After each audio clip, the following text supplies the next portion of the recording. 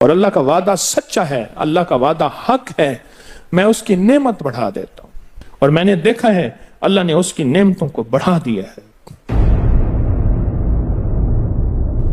ایک درویش تھے، ایک مسجد ہے کوبے والی، ان میں ان کی قبر ہے۔ کوئی زیادہ سال نہیں گزرے، زیادہ سے زیادہ 40-50 سال گزرے ہوں گے۔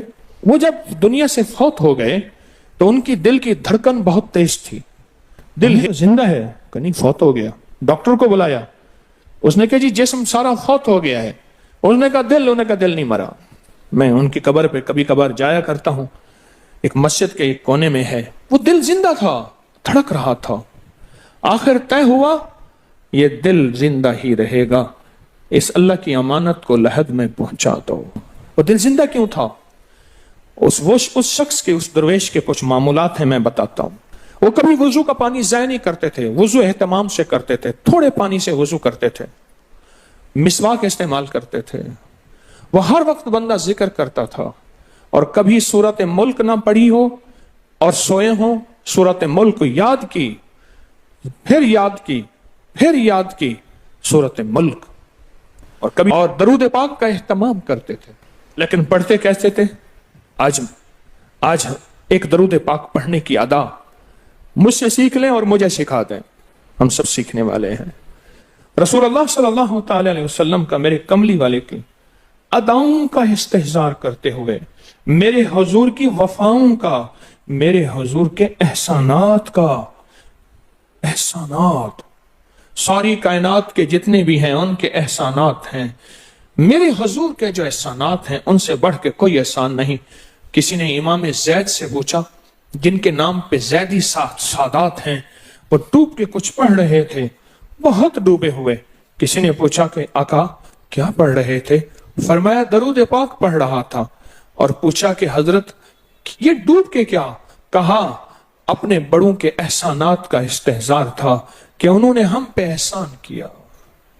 امام زید کی ادائیں ہیں، استحضار ہو ساری کائنات کے احسانات، لیکن جو احسان میرے کملی والے کا ہے وہ کسی کا ہو نہیں سکتا، جو احسان میرے آقا کا ہے وہ کسی کا ہو نہیں سکتا۔ احسانات ہوں۔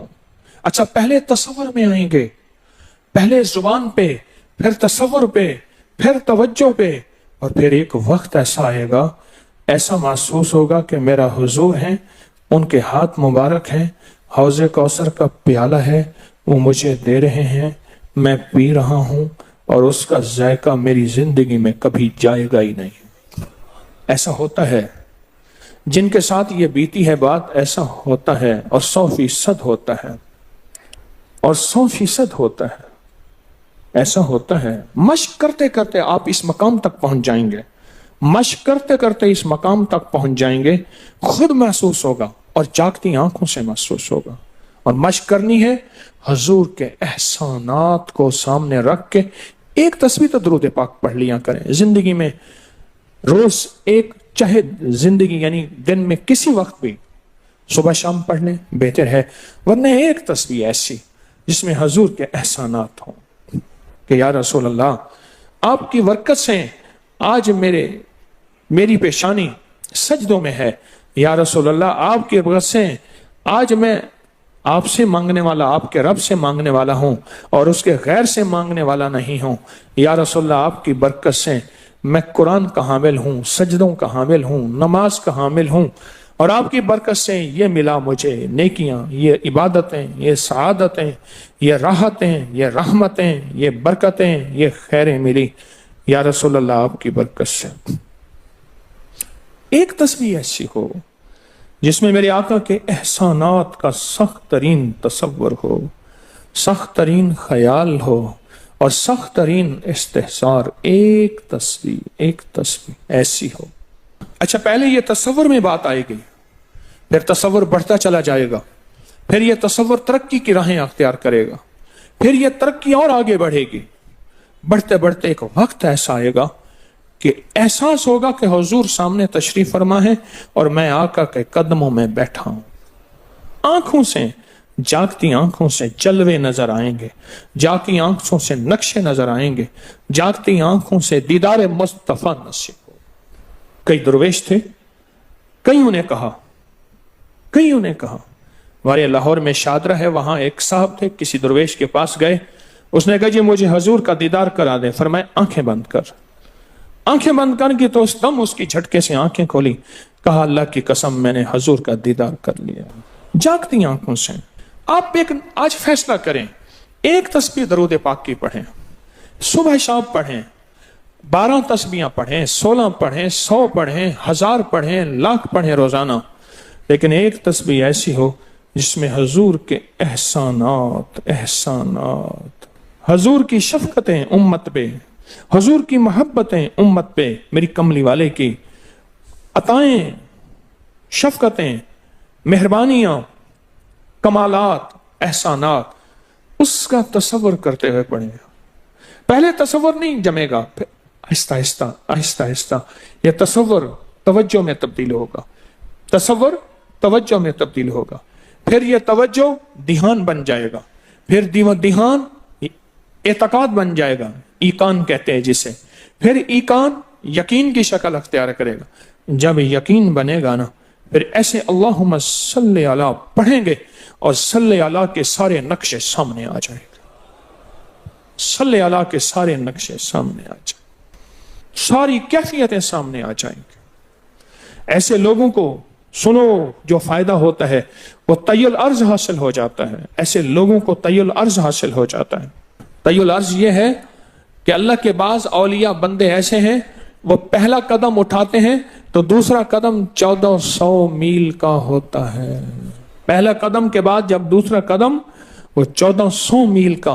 तय्युल अर्ज की आज मैंने आपको बुनियाद बता दी, वो मेरे आका की मोहब्बतें और मेरे आका के एहसानात और मेरे कमली वाले के एहसानात का तसव्वुर करके इस्तेहज़ार कल्बी, इस्तेहज़ार लिसानी, ये पढ़ के दरूद पाक पढ़ें, जुबान से दरूद पाक पढ़ें, कबूल, बेदिहानी से पढ़ें, कबूल। दरूद है ही ऐसी इबादत, बेतवज्जी से पढ़ें, कबूल। मसरूफ जिंदगी में पढ़ें, कबूल। वजू पढ़ें, कबूल। बेवजू पढ़ें, कबूल।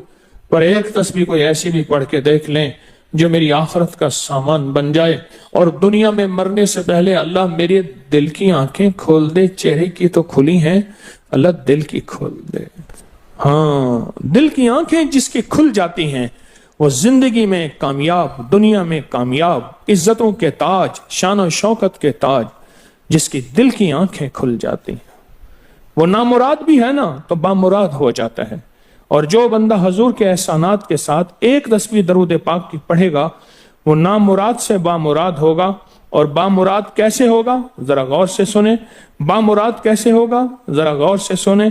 बामुराद ऐसे होगा, बामुराद ऐसे होगा कि अल्लाह पाक अगर उसकी पेशानी पे बदबख्ती, शकावत, जिल्लत, लानत लिखी है, अल्लाह दरूद पाक इस्तेहज़ार से पढ़ने की बरकत से उसकी पेशानी पे रहमत, अता और शफकत, मेहरबानी, मोहब्बत और करम लिख देता है। एक तस्बीह ऐसे पढ़ लें जिस एक तस्बीह पे इस्तेहज़ार हो, दिल की कैफियतें, दिल की गहराइयां हो, जिसे एक तस्बीह पे, उस एक तस्बीह के बाद फिर आप अपने वजूद को देखें। एक फायदा और होगा, जो जिन्होंने ये अमल किया उन्होंने बताया। एक फायदा और होगा, वो फायदा ये होगा कि जिस्म हवाओं में तहलील हो जाएगा, ये वजूद खत्म हो जाएगा, ये जो मौजूदा वजूद है। देखें, आप जो ख्वाब देखते हैं ना, वो भी आपका वजूद होता है, वो रूह की दुनिया का वजूद होता है, ये तन और मन की दुनिया का वजूद है। इस वजूद को फना है, रूह की दुनिया के वजूद को फना नहीं है, बका है। फिर आपको रूह की दुनिया का वजूद मिलेगा, और रूह की दुनिया का वजूद फिर कायनात की सैर करेगा और कायनात के जलवे देखेगा, कायनात के मज़ाहिर और मंजर देखेगा। फिर आप जुबान पे नहीं ला सकेंगे कि लोगों के बर्तन छोटे हैं। और फरमाया फिर ये शख्स अपने आप को छुपाएगा ऐसे जैसे कोई नापाक कपड़े को छुपाता है, अपने ऐबों को जो छुपाता है, ऐसे अपनी इस विलायत को छुपाएगा। एक तस्बीह से इब्तिदा होती है, एक तस्बीह से। मेरे शेख रहमतुल्लाह अलैह ने मुझे 1984 में बैत फरमाया और इस एक तस्बीह के पढ़ने की तरतीब फरमाई। اللہ کرے مجھے بھی مل جائے. مشق کریں, محنت کریں, ایک تسبیح ایسی مل جائے درود پاک کی جو میرے وجود کے اندر کے سارے نظام کو دھو دے, میرے من کو, میرے تن کو دھو دے, میرے جذبوں کو دھو دے, میری آنکھوں کو, میرے کانوں کو دھو دے, میرے ہاتھ پاؤں کو دھو دے, میری ناپاک تنہائیوں کو دھو دے, اور ایسا دھو دے کہ جب اللہ کے حضور حاضر ہوں جیسے میرا کفن سفید ہو ایسے میرا دل بھی سفید ہو, سیاہ نہ ہو. یہ ایک تسبیح میری زندگی میں, ایک تسبیح ایسی ہو. میرے حضور کا احسان کر, آپ کے احسانات, اللہم صلی علی محمد و آل محمد, اللہم صلی علی محمد کما تحب و ترضى له, اللہم صلی علی محمد بعدد کل دائن و دوائن وبارک وسلم. کوئی بھی درود, مسنون درود ہے, اسے پڑھیں, ایک تسبیح پڑھیں, پر پڑھیں ایسے. اور میں یہ نہیں کہتا کہ صرف ایک ہی پڑھیں, یہ میں ابتدا بتا رہا ہوں, یہ ابتدا بتا رہا ہوں. اگر اس ابتدا میں ایک تسبیح ایسی پڑھنی شروع کر دیں, زندگی کمال, حیرت انگیز کمال. ٹینشن کا علاج آخری درجے کا, ذہنی دباؤ تناؤ کا علاج, ہائی بلڈ پریشر کا علاج, لا علاج بیماریوں کا علاج, الجھی ہوئی زندگی کا علاج, ناممکن مسائل کا علاج اور پریشانیوں کا علاج, دکھوں کا علاج, مسئلوں اور مشکلوں کا علاج, ایک تسبیح دھیان سے پڑھی ہوئی. پھر ایک تسبیح کریں گے کیا, یہ فرشتوں کو ہدیہ کریں کہ میرے آقا کی بارگاہ میں پہنچائیں. نیک زمزم کی روحیں ان کو ہدیہ کریں, میرے آقا کی بارگاہ میں پہنچائیں. اور اللہ کے نیک ولیوں کو, صالحین کو ہدیہ کریں, اور نیک جنات کو ہدیہ کریں. ہاں, یہ ایک تسبیح ہدیہ کریں. فرمایا کتابوں میں ہے جتنی بھی نیک روحیں ہیں اس دنیا میں, کائنات میں جہاں بھی وہ بندہ فوت ہوتا ہے, ہر نیک روح, جنتی روح زمزم کے کنویں میں اس کا قیام ہے, اس کا مسکن, اس کا قیام زمزم کے کنویں میں ہے. اور جتنی بھی بدکار روحیں ہیں وہ دنیا میں جہاں بھی مرے, ان کا قیام برہوت ایک کنواں ہے جو یمن میں ہے, اس کنویں میں ان کا قیام ہے. حضرت شیخ الحدیث نے اپنی کتاب میں لکھا رحمت اللہ علیہ نے, فرمایا کہ ایک شخص تھا امانتیں رکھتا تھا, لوگ امانتیں اس کے پاس رکھتے تھے. ایک شخص امانت رکھ کے اس کے پاس سفر میں گیا, عرصے کے بعد آیا تو وہ فوت ہو گیا تھا. بیٹا امانت دینے سے انکاری تھا, پریشان ہوا, مکہ کے درویشوں کے پاس گیا کہ کیا کروں. فرمایا رات کے آخری پہر میں زمزم کے کنویں پہ جا اور آواز دے اس شخص کو جو امانتیں رکھتا تھا, تجھے پہلی آواز میں جواب دے گا اور تجھے بتائے گا کہ تیری امانت کہاں ہے. رات کے آخری پہر میں گیا, سلام کیا, اس شخص کو آواز دی, آواز نہ آئی, پھر آواز دی, جواب نہ آیا, پھر 3 بار, آخر واپس آیا. صبح درویشوں کے پاس پھر گیا, کہنے لگے انا للہ و انا الیہ راجعون, لگتا ایسے ہے کہ وہ زمزم کے کنویں کی روح نہیں ہے, لگتا ہے کسی خطا کی وجہ سے کسی پکڑ میں ہے, جاؤ یمن میں برہوت کے کنویں پہ, وہاں جا کے آواز دو. وہ پھر سفر کرتے ہوئے برہوت کے کنویں میں گیا, رات کے آخری پہر میں آواز دی تو پہلی آواز میں جواب ملا, تیری امانت موجود ہے اور وہ تیری امانت فلاں جگہ پڑی ہے, اس کو کھود کے نکال لے. اور پوچھا آپ یہاں کیسے؟ کہا کہ بس کوئی عمل ایسا ہو گیا تھا جس عمل کی وجہ سے میں اس وقت بدکار روحوں کے ساتھ ہوں. جتنے بھی نیک روحیں ہیں پوری کائنات میں, ازل سے لے کر ابد تک, آخری دم تک, آدم سے لے کر آخری دم تک, جتنی بھی نیک روحیں ہیں وہ ساری نیک روحیں, وہ ساری نیک روحیں زمزم میں رہتی ہیں. جو درود پاک پڑھیں, جو نفلی عبادات پڑھیں, جو تسبیحات پڑھیں, جو ذکر کریں, جو ہدیہ صدقہ کریں, وہ کیا کریں, سارے فرشتوں کو پہلے ہدیہ کر دیں, فرشتوں کو ہدیہ کر دیں. ان میں وہ فرشتے بھی موجود ہوں گے جو میرے حضور کے روزے پہ جائیں گے. صبح فجر کے بعد فرشتے جاتے ہیں, فرشتے فجر سے لے کر عصر تک فرشتے درود و سلام میرے حضور کے روزے پہ پڑھتے ہیں. پھر ڈفٹیاں تبدیل ہوتی ہیں, پھر عصر سے لے کر فجر تک اور فرشتے آتے ہیں. اور یہاں تک روایات میں آتا ہے کہ جو آج فرشتوں کی ذمہ داری لگی ہے, خدمت لگی ہے, پھر وہ قیامت تک ان کی خدمت پھر نہیں آئے گی اور وہ پچھتاتے رہیں گے۔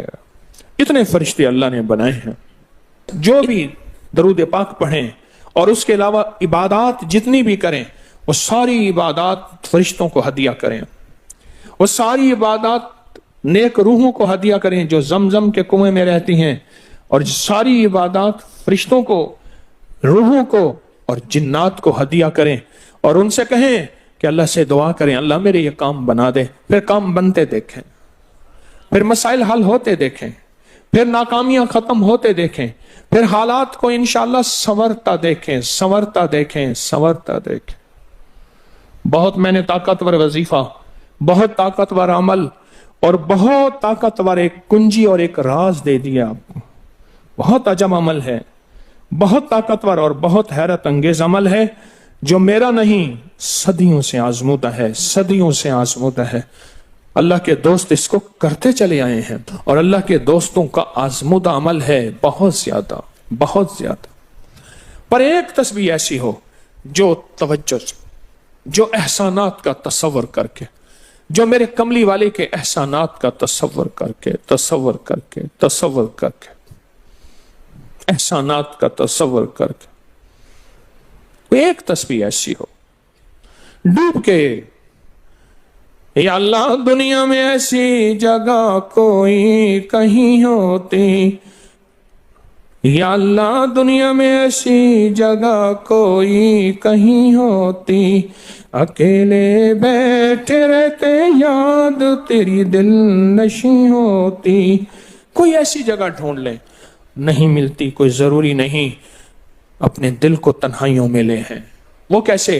دنیا کے مشغلوں میں ہم باخدا رہے، دنیا کے مشغلوں میں ہم باخدا رہے، سب کے ساتھ رہتے ہوئے سب سے جدا رہے، سب کے ساتھ رہتے ہوئے سب سے جدا رہے۔ کوئی لمحہ ایسا اپنے آپ کو تنہا کر لیں، کوئی لمحہ ایسا اپنے آپ کو فارغ کر لیں، کوئی لمحہ ایسا اپنے آپ کو تنہائی میں بٹھا کے نا ایک تسبیح درود پاک کی، اور تسبیح نہیں ہے یہ انگلیوں کے نشان تسبیحیں ہیں۔ یہ پھر تسبیح بھی جہاں گواہی دے گی وہاں قیامت کے دن یہ انگلیاں بھی گواہی دیں گی۔ پھر یہ تسبیح ہدیہ کریں،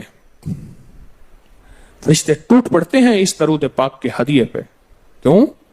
ان کی غذا ہی نور ہے، اور درود نور ہے۔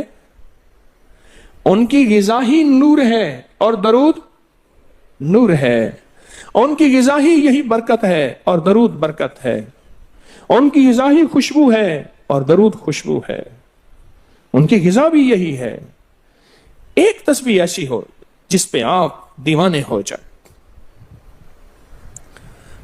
یہاں تک کہ بعض مشاہدات میں یہاں تک کہتے ہیں، دیکھنے والے اہل نظر کہتے ہیں کہ ایک تسبیح جو دھیان والی پڑھی اور فرشتوں کو مسلسل ہدیہ کیا، روحوں کو ہدیہ کیا اور جنات کو ہدیہ کیا، تو کچھ ہی عرصے میں فرشتے جاگتی آنکھوں سے نظر آنا شروع ہو جاتے ہیں، اور روحیں خواب میں آ کے شکریہ ادا کرتی ہیں، اور جنات جاگتی آنکھوں سے، جنات دیکھیں اللہ نے جنات کو اوجھل کر دیا، پردے دے دیے، روحوں کے سامنے پردے دے دیے، فرشتوں کے سامنے پردے دے دیے۔ فرشتے ہیں، میری آنکھ نہیں دیکھ سکتی، ارواح کا نظام، روحوں کا نظام ہے، میری آنکھ نہیں دیکھ سکتی، جنات کا نظام ہے، میری آنکھ نہیں دیکھ سکتی۔ اللہ پاک پھر پردے ہٹا دیتے ہیں، رخ سے پردے ہٹے، رخ سے پردے ہٹے، طور جلنے لگا، میرے ساقی کا مجھ پہ کرم ہو گیا، میرے ساقی کا مجھ پہ کرم ہو گیا۔ یہ ایک تسبیح آج کا سبق ہے، کملی والے کی محبتوں کا سبق ہے، ایک تسبیح۔ درود پاک وہ عبادت ہے جس عبادت کے کرنے والا کبھی محروم نہیں رہتا، اس عبادت کو پڑھنے والا کبھی محروم نہیں رہتا۔ درود پاک وہ عبادت ہے، ہر عبادت کے لیے اخلاص کی ضرورت ہے، مخلص ہونا ضروری ہے۔ ہر عبادت کے لیے، ہر عبادت کے لیے اخلاص اور مخلص ہونا ضروری ہے، لیکن درود وہ عبادت ہے جس کے لیے مخلص ہونا بھی ضروری نہیں۔ اگر کوئی بندہ دکھاوے کی نیت سے درود پڑھتا ہے تب بھی قبول ہے، قبول ہے، قبول۔ لیکن مومن کبھی دکھاوے کی نیت سے پڑھ ہی نہیں سکتا.